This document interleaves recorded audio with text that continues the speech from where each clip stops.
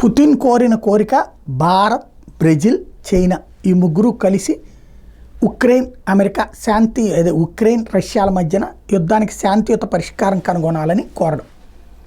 ముగ్గురు కలిసి అసాధ్యం.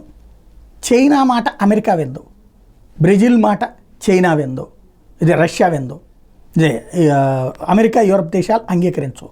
ఇప్పుడు ఉన్నటువంటిది అటు చైనా అయినా బ్రెజిల్ అయినా కమ్యూనిస్ట్ ఐడియాలజికల్ గవర్నమెంట్స్, వాళ్ళకి వీళ్ళతో మంచి కాంటాక్ట్ లేదు.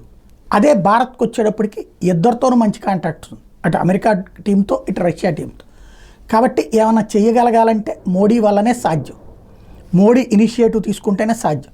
కానీ కరవమంటే కప్ప కోపం, విడవమంటే పాము కోపం సందంగా ఉంది ఇక్కడ పరిస్థితి. యుద్ధ శాంతి ఒప్పందం అంటే ఉక్రెయిన్ ఏం కోరుతోంది, రష్యా తను ఆక్రమించుకున్నటువంటి భూభాగం అంతా వెనక్కి ఇచ్చేసి యుద్ధం ఆపాలంటుంది.